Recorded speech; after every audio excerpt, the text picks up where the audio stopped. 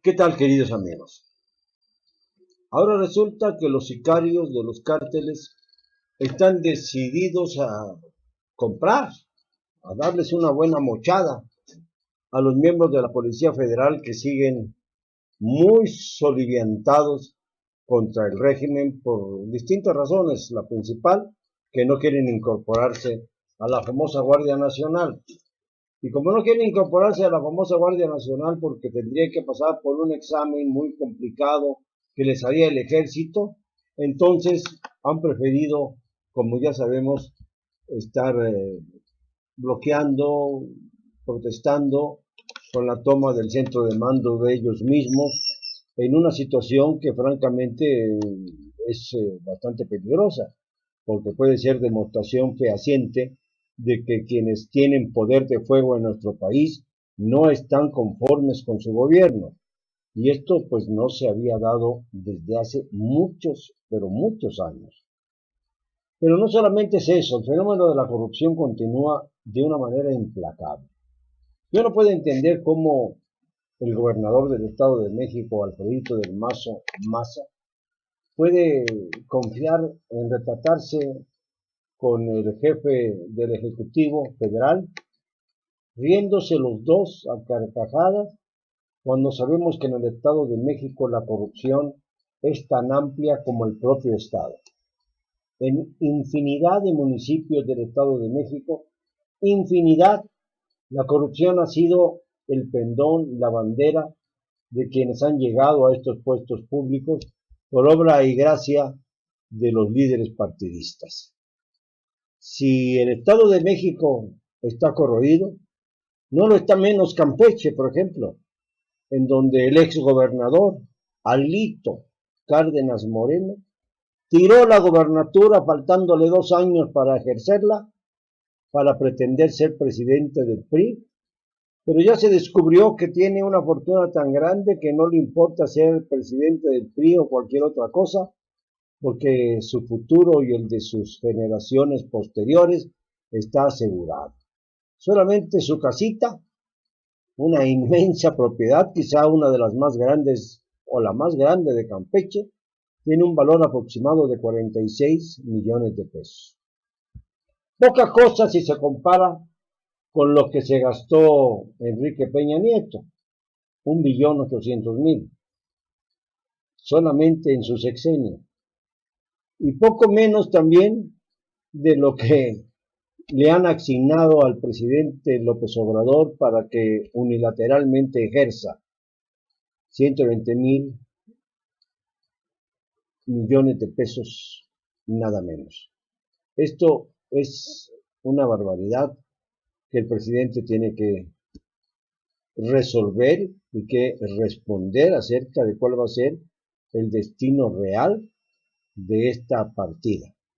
Ya no digamos secreta, porque ya todos la conocemos, pero sí pública, y a la que ha rechazado el presidente mismo. Todo esto conforma una luz de circunstancias cuando se mantiene el problema de la migración, cuando la Guardia Nacional ya comienza a tomar posiciones más para frenar a los migrantes que para lograr la tranquilidad nacional.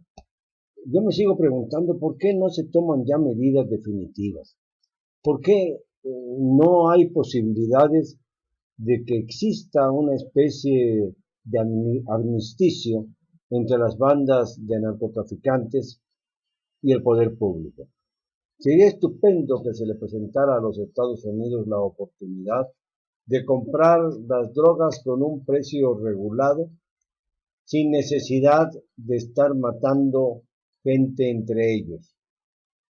Si los Estados Unidos son el principal mercado de consumo, que ellos resuelvan lo que tiene que ver precisamente con el consumo de las drogas. Yo no creo que sea buena idea seguir teniendo al narcotráfico como un enemigo del Estado, cuando bien podría convertirse en uno de los elementos clave para superar la economía subterránea y comenzar a actuar de manera legal y comprensivamente estratégica frente al gran poder de nuestro tiempo que está aquí arriba de nosotros. Tengo la impresión de que hay muchos funcionarios que tienen miedo de cambiar las cosas. Hay miedo.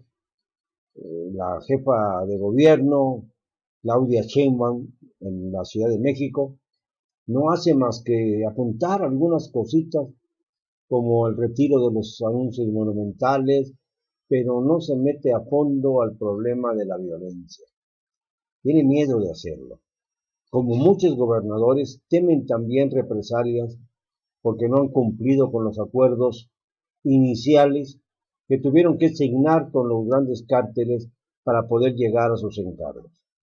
Lo mismo alcaldes que presidentes municipales, que gobernadores, que ediles, que tantos y tantos funcionarios, diputados locales y también en el Congreso de la Unión.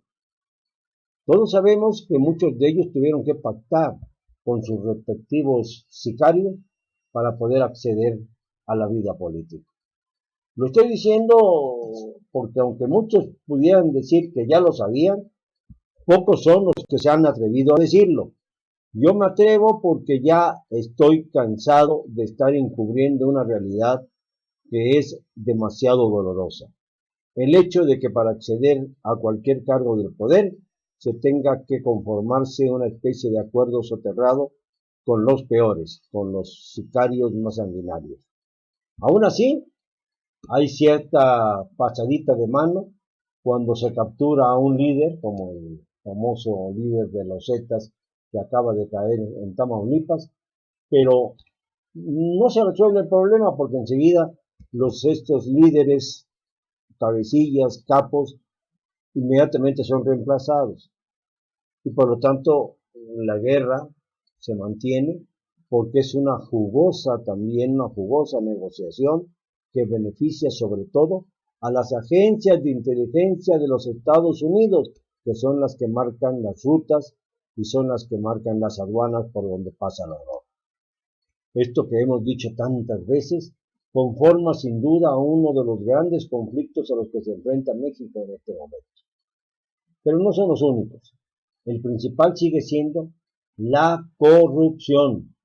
Y la corrupción no se va a acabar cuando resulta que un juez penal decide por sus propios fueros no citar ni a Enrique Peña ni a Luis Videgaray en torno al proceso que se sigue por los sobornos de Odebrecht a Emilio Lozoya Austin, cuyo abogado ha pedido la comparecencia de los funcionarios ya mencionados. Ya no tienen fuero constitucional. Son ex miembros del poder público. Ya no tienen ningún tipo de blindaje político, solamente el favor de quienes ahora ejercen el poder. Si este favor se extiende, no se podrá decir que se está luchando contra la corrupción. Es necesario que Peña Nieto se siente en el banquillo de los acusados, junto con Luis Videgaray, aunque el primero dicen que ya tomó pies polvorosa y que se ha ido a refugiar a quién sabe qué país, con todo y su noviecita nueva, dentro de los chismes sociales. A mí esto es lo que menos me interesa. Lo real es que está dilapidando un dinero que le arrebató a los mexicanos, le arrebató al pueblo de México, le arrebató al presupuesto nacional. Y esto es algo que debe sancionarse de una vez por todas. Lo mismo que lo que dice el señor Calderón, que alega estar siendo perseguido por el poder público, cuando no ha sido capaz de responder por alguna de las tantas afrentas que cometió contra México, contra su pueblo. La guerra de Calderón, los asesinatos que comenzaron en su tiempo, la matanza de Allende en Coahuila, las fosas clandestinas que se hallaron en ese tiempo en San Fernando, en Tamaulipas y luego en todo el país. ¿De esto no va a hablar nunca el señor Calderón? Prefiere hacer que se aplique la medicina del tiempo para verse así la ensoñadora Margarita, la de la estrella que bajó Calderón para metérsela en el corazón, pueda tener alguna posibilidad de un nuevo partido político y lanzarse a la presidencia. Perdónenme, pero hay cosas de la vida nacional que solo generan risa. Digámoslo, hoy y siempre, con cero cobardía.